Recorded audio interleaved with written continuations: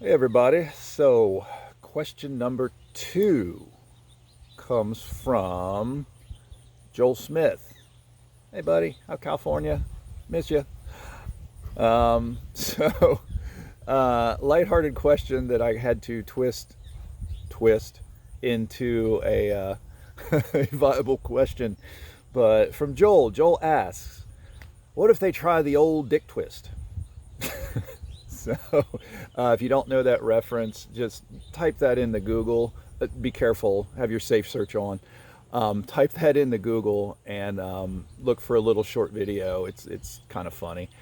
So, what he how I translated that it was, what do we do about the people, the dirty fighting and all that kind of stuff. The groin strikes and the eye gouges and the biting and the stuff that's just kind of it's just the raw, dirty kind of fight stuff.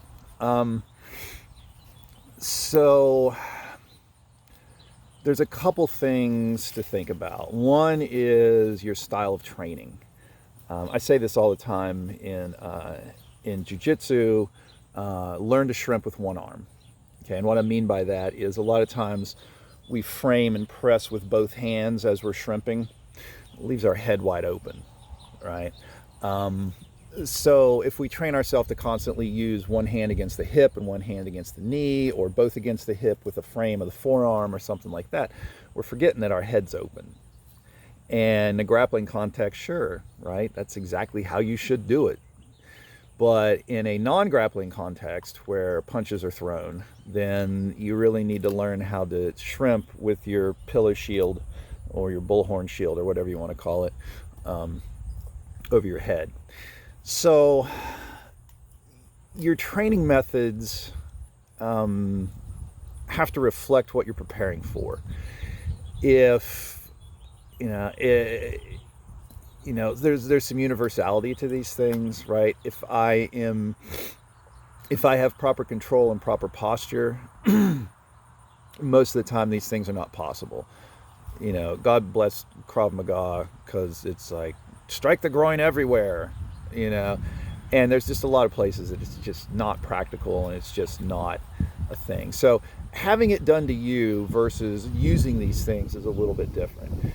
So I think first part of that question is training methods. What are our training methods? Are we being aware of these? Are we training for these possibilities?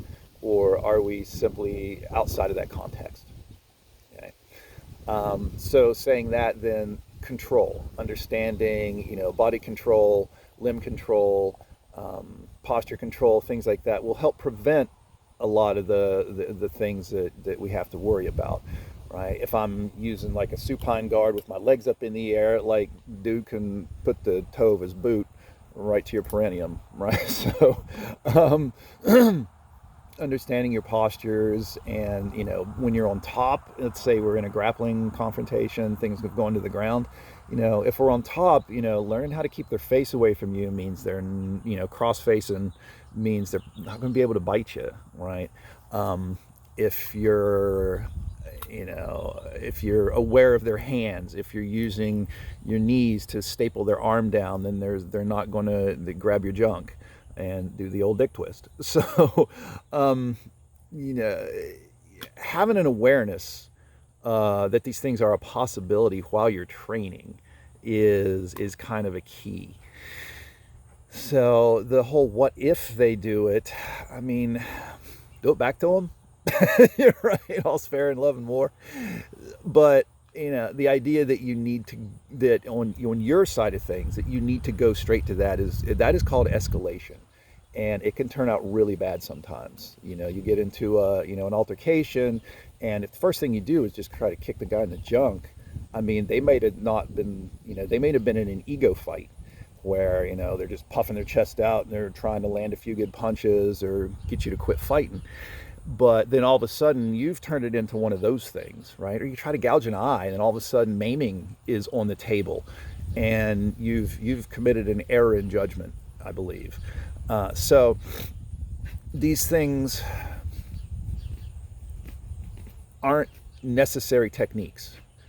They can be, preferred bonuses, right? It's not that I'm going to go straight for an eyeball, but were it necessary, I could use it to manipulate my opponent's face, right? I'm not trying to just go in and dig an eye out. I'm putting like say you use this part of your thumb here, right? It's not to gouge their eye out, it's to put pressure on their eye to make them move, right? I can do these things without maiming, right? I can do the old dick twist without twisting it off, right? Is kind of what I'm saying. So training method and mentality and preconceptions and awareness, those are the preventatives, okay? We can talk about specific techniques sometime, but I don't think that's really necessary. So there you go, man. I hope that's kind of a good little roundabout way to answer your question. So I'll be back with question number 3. Number 3 is another good one. So I appreciate you guys throwing those questions at me. It gives me something to talk about because you know how much I hate talking. And yeah, I'll see you guys soon again.